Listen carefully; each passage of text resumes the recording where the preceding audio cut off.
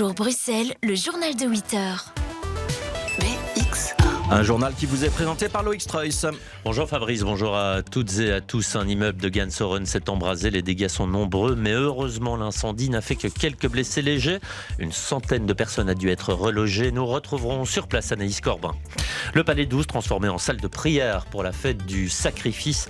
Entre 5 000 et 10 000 musulmans sont attendus. Nous irons au Ezel où se trouve Camille Payot. Les Belgian Cats portés en triomphe, les championnes d'Europe de basket ont été fêtées hier sur la Grand Place de Bruxelles où s'étaient pressés quelques 3500 supporters. Et on commence avec cet incendie survenu à Gansoren en milieu de soirée dans un immeuble à appartements de l'avenue Van Overbeek. Le feu s'est déclaré dans la cage d'escalier. Il s'est répandu du rez-de-chaussée au 14e étage et a atteint des appartements. La phase communale du plan d'urgence a été activée et les pompiers ont procédé à l'évacuation des habitants. Walter Derieux, porte-parole des pompiers, revient sur le fil des événements. Il est au micro de Caravaggio Média. À notre arrivée sur place, la cage d'escalier extérieure était complètement embrasée du rez-de-chaussée au 14e avec une propagation via les balcons à certains appartements. Une centaine d'habitants ont été évacués et ils ont été accueillis dans un centre d'accueil provisoire et le feu était maîtrisé vers 9h30. Heureusement, il n'y a qu'une personne qui a été évacuée vers l'hôpital, 2 soignés sur place et je pense que ça a à voir avec l'heure. Donc c'était tôt dans la soirée, tout le monde était encore debout et a pu évacuer vite et dans l'ordre. Oui, ce bilan a été revu à la hausse. On a appris ce matin qu'en fait, 4 personnes ont été hospitalisées pour intoxication au monoxyde de carbone. Anaïs Corbin, on vous retrouve sur place. Anaïs, on vient de l'entendre. L'incendie a fait heureusement quelques blessés légers. En sait-on davantage sur les causes de l'incident ? Alors non, pas de version officielle pour l'instant. L'impact pourrait se situer au niveau du 6e ou 7e étage, au niveau de la cage d'escalier du logement social. L'hypothèse d'un scooter qui aurait brûlé au rez-de-chaussée a été écartée. Ici, un périmètre de sécurité a été établi par la police. On voit encore ici, au numéro 216 de l'avenue Van Overbeek, des stigmates de la veille sur les images. Ce sont des dégâts importants avec une grande brèche noire au milieu, des appartements qui sont maintenant inhabitables. Les 2 immeubles qui se touchent ont été impactés. Maintenant, sur l'un des 2 immeubles, les habitants ont pu rentrer et retrouver leurs appartements. Anaïs, est-ce que vous avez eu des informations sur le déroulement de la nuit ? Oui, alors j'ai eu le bourgmestre Jean-Paul Van Latem au téléphone ce matin. Il m'indiquait que le plan d'urgence a été levé vers 2h du matin après une vérification des pompiers. Il y a ensuite une centaine d'habitants qui ont été relogés dans des hôtels ou dans des logements du CPAS ou dans des homes. Certains se sont aussi débrouillés par leurs propres moyens en appelant leurs proches. Il nous est rapporté aussi que beaucoup de riverains du quartier sont venus en aide ici aux habitants. Ils ont aidé à donner un coup de main. Il en ressort que beaucoup de solidarité en est sorti dans cette soirée et on nous raconte un travail aussi efficace de la Croix-Rouge, notamment sur l'encodage, sur l'inscription des personnes. Le personnel communal a aussi été déployé. Les experts aujourd'hui vont ensuite établir la situation vers midi sur l'état de l'immeuble et aussi sur le cas par cas des habitants, sur les assurances qui vont fonctionner ou non et comment les choses vont s'organiser pour qu'eux aussi ils récupèrent leurs affaires. Une réunion a d'ailleurs lieu à 9h ce matin à la commune avec le bourgmestre pour faire le point. La commune de Gansoren a mis aussi depuis cette nuit un numéro à disposition, le 02 625 88 pour toute information concernant cet incendie. La situation pour les habitants devrait cependant durer encore quelques jours pendant lesquels ils logeront dans des logements de manière temporaire sur une solution à court terme. Merci Anaïs, c'est un numéro à retenir, donc le 02 625 88. C'était Anaïs Corbin depuis Gansoren. Le procès des attentats de Bruxelles se poursuit aujourd'hui avec la plaidoirie des avocats de Sofiane Ayari. Pour rappel, il était en compagnie de Salah Abdeslam dans la cage de forêt et le jour de leur arrestation à Molenbeek. Des arrestations qui avaient poussé la cellule djihadiste à agir. Hier, ce sont les avocats de Mohamed Abrini et d'Ossama Krayem qui ont pris la parole. L'homme au chapeau assume sa responsabilité et plaide coupable. Sa défense a toutefois tenté de démontrer qu'il n'avait pas participé à la fabrication des explosifs et des bombes. Elle souhaite qu'on se tienne uniquement aux faits. On écoute Laura Pinilla, l'une des avocates de Mohamed Abrini. Elle répond aux questions de Jean-Christophe Pezès. On cherche à lui tailler un costume encore plus grand, comme s'il n'était pas déjà d'ores et déjà suffisamment plus grand.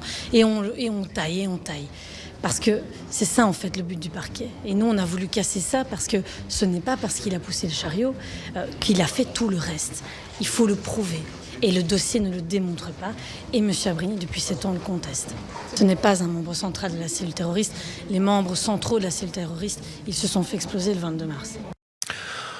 On poursuit en politique avec la situation d'Adja Labibé. Colo et Groen ont rallié le PS hier soir. Ils ont annoncé qu'ils allaient voter la motion pure et simple déposée par les libéraux. Comprenez donc qu'ils ne vont pas voter la démission de la ministre des Affaires étrangères. Ils estiment qu'un tel vote pourrait faire tomber le gouvernement.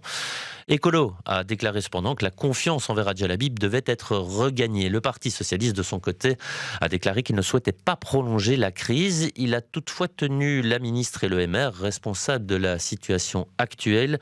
Les socialistes appellent Adja Labib à tirer les conclusions, je cite, de l'absence de confiance envers elle, une façon de l'inviter à démissionner. En bref, le roi Albert II est conscient. Des examens médicaux ont été opérés. Selon un communiqué du Palais Royal, l'ancien souverain de 89 ans a été hospitalisé hier pour cause de déshydratation. La durée de son hospitalisation n'est pas encore connue. On vous en parlait en titre, la communauté musulmane célèbre l'Aïd el-Kébir, à savoir la fête du sacrifice. Il s'agit de la deuxième plus grande fête du calendrier musulman, après celle de la fin du Ramadan. À cette occasion, un grand rassemblement a lieu au Palais 12, où vous vous trouvez, Camille Payot. Camille, le palais a été exceptionnellement converti en un lieu de prière. Oui, et d'ailleurs, il y a du monde ce matin. Alors, 5 000 à 10 000 personnes étaient attendues, mais finalement, elles sont plus. Les grilles ont dû être fermées, car à l'intérieur, c'est saturé. Alors, la frustration chez certains s'est d'ailleurs fait ressentir. Mais l'heure de la prière approchait, donc ils ont dû, sur le parking, installer leur tapis de prière et donc prier dans le calme. Ça vient de se finir et les gens sur le parking commencent à partir petit à petit. Alors, ceux à l'intérieur, les fidèles qui ont dû venir très tôt afin de passer la sécurité. Au total, ce sont 4 mosquées qui sont rassemblées. Et donc à 7h30, la prière a commencé pendant une vingtaine de minutes. Les fidèles se sont regroupés. Alors d'un côté, il y avait une salle pour les hommes, de l'autre pour les femmes. Ce rassemblement est à l'initiative des mosquées qui s'attendaient déjà à beaucoup de monde parce que la fête du sacrifice est juste avant les vacances. Donc ils ont fait les démarches auprès de la ville de Bruxelles pour pouvoir réserver le Palais 12. Les mosquées d'ailleurs sont actuellement fermées aujourd'hui. Le comité organisateur précise que ce lieu est bien un lieu de prière et non un site d'abattage du mouton pour l'Aïd.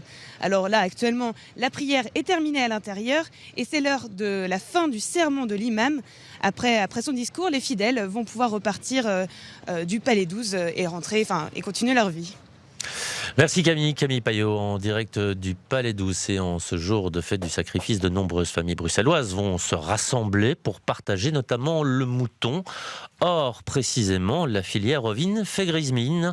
En cause, la quasi-disparition des lieux d'abattage sans étourdissement. À Bruxelles, seul l'abattoir d'Anderlecht le pratique encore, alors qu'il est interdit en Wallonie et en Flandre. Impossible dès lors de contenter toute la communauté. Cette situation pousse la plupart des bouchers à se tourner vers l'étranger pour importer la viande, au détriment des producteurs belges, comme le déplore Youssef El Assoudi, président de la Fédération des bouchers halal de Belgique. Il y a de moins en moins d'abattoirs où on peut abattre et les gens veulent un abattage sans étourdissement. Et la filière ne trouve des solutions qu'à l'extérieur de la Belgique, ce qui est vraiment dommage parce que nous, on aime la filière courte, on aime travailler avec des éleveurs proches. Le manque à gagner, ça va se traduire facile à 10-20 000 agneaux, je pense, qui sont abattus à l'extérieur de la Belgique pour les Belges. Donc, c'est minimum ça. Donc, et le manque à gagner, il est sur toute la filière, de l'éleveur à l'engraisseur, aux abattoirs, à toute la filière, on va dire, toute la filière belge, qui est en train de mourir, en fait. Les politiques bruxelloises sont à l'écoute. Sur ça, on ne va pas dire le contraire. Les politiques wallonnes et flamandes ne nous répondent même pas.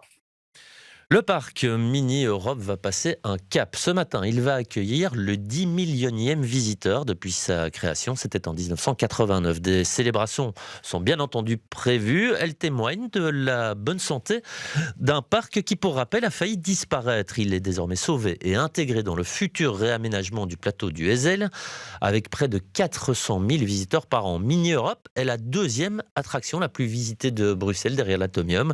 Et sans en avoir l'air, le parc joue un rôle dans la construction européenne, car s'il est un lieu de loisirs, il dégage quand même une dimension politique, comme l'évoque Thierry Meus, l'administrateur délégué.